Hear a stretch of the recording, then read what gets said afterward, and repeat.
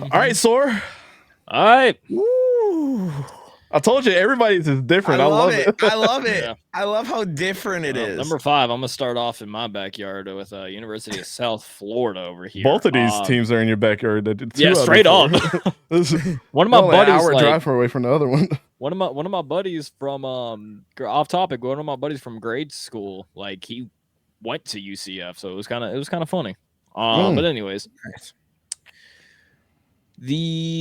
so USF second year coach Alex Gauche, right off the bat, first of all, just looks like a redhead Sean McVay, but that's besides the point. But the second year led largest turnaround in USF program history. 6-win improvement for the Bulls. First bowl appearance since 2018 and their first bowl win since 2017. And posted the largest shutout in a bowl game, 45-0 over Syracuse in the Boca Raton Bowl. First USF team to set 12 team and 16 individual records, including the program's first 3,000-yard passer and 1,000-yard receiver.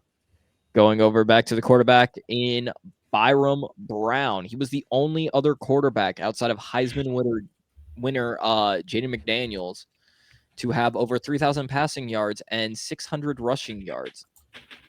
In 2023, he had 809 rushing yards and 3,292 passing yards. So this is his second full year. He's done all this in 1 year. And you're also going back to Naquan Wright, who also, transferred over from Florida because just there was too many running backs ahead of him. And didn't look half bad either.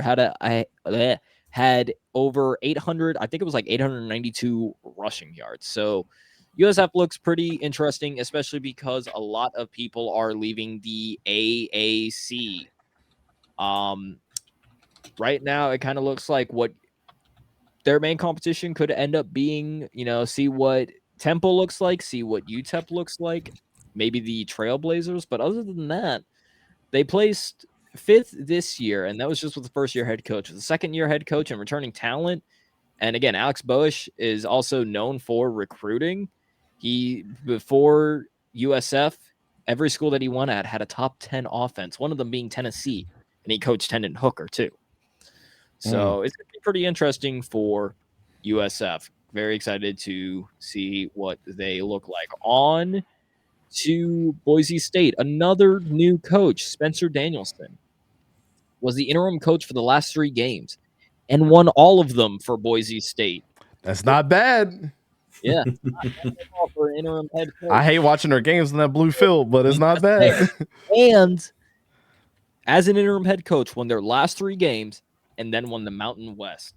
So now that you have Spencer Danielson on a full year, or not on a full year, as a full-time coach, he now has complete charge over the program, including offensive coordinator, defensive coordinator, transfer portals, recruiting, whatever you want to say.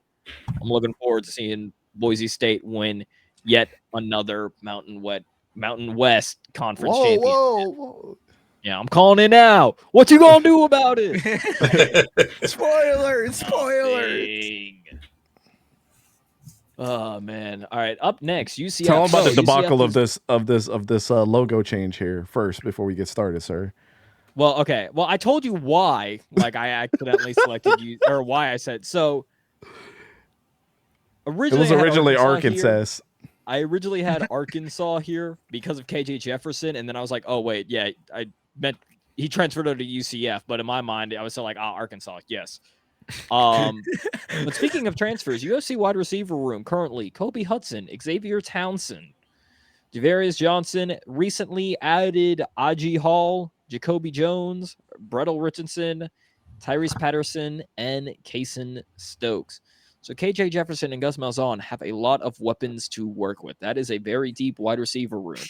Yes. We were wondering of what it would look like after losing John Rice Plumlee and Javon Baker. Gus Malzahn and the UCF Golden Knights have definitely replenished their loss, so I don't look for that much of a drop-off, and potentially even better. Good old Shmew, as I like to call them. Shmew. Now recently over to the ACC. Mm-hmm. The only I will go ahead and say right now, the only reason why I have SMU here in my underrated team is because after Preston Stone got injured for those last couple of games, and then they ended up losing their bowl game, the narrative seems like they fell off the face of the earth. Exactly. So now that Preston Stone is back, he's going to a ACC that's, relatively decent. It'll be interesting to see what SMU looks like. And don't forget, they were ranked in the top 25. The highest they were ranked was 22 last year. So this is a very competitive team going to a very competitive conference. It's going to be easy, or it's going to be easy. It's going to be quite fun to see what they do. And my number one. Weren't you surprised that I didn't have them on the list? Who? SMU or Kansas State? SMU. Because I've been talking about Preston Stone so much. Yeah, a little bit, but I was also like, once I looked at it and saw like Penn State and Miami, I was like, all right, I can understand, especially with Miami, because it'll just be interesting to see like what Cam Ward you're getting, all that stuff. So for those out there, why this is so significant is if you had a question ever about my quarterback evaluations, I've been watching Preston Stone since high school, and I was the one that said that he was going to do really well last year. And SMU had a really good year, and he damn near was the best quarterback in the AAC. So he showed that they could replace Mordecai last year. I told you that they would. But go ahead.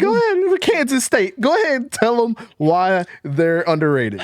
So Kansas hard State for me to put them on the list. My number one, because everybody has them counted out because they've lost Will Howard.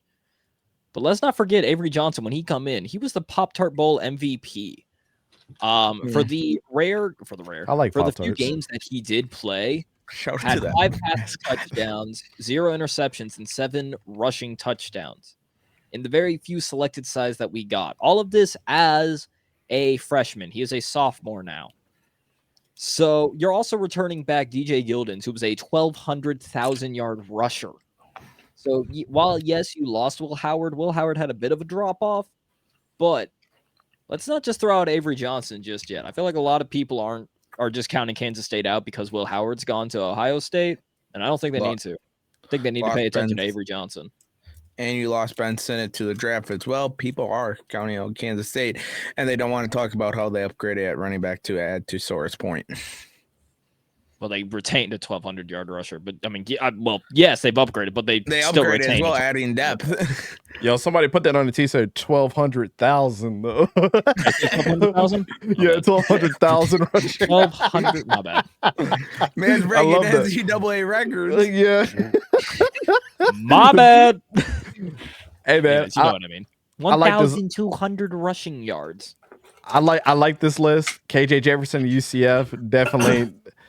They still got some pieces there, especially because today they just got however you say his name, who was at Alabama and Texas. They got somebody in the transfer portal today. Yeah, I can't remember his name now. I literally just said it. Agiye Hall, Agiye Hall. I don't know how to say his name. Agiye Hall. Yeah. Yes. And also former Auburn wide receiver Javarius Johnson, who I'm pretty sure was Manny's boy too. Mm-hmm. Well, so everybody's his boy. That's Manny McClain. His boy, and when you argue with him, all he says is, "He's him, bro. Just stop." No, he says, "What does he do better?" When you compare. That is fair, but yeah, no, they got two wide receivers in the transfer portal today. So this is excellent timing on our part.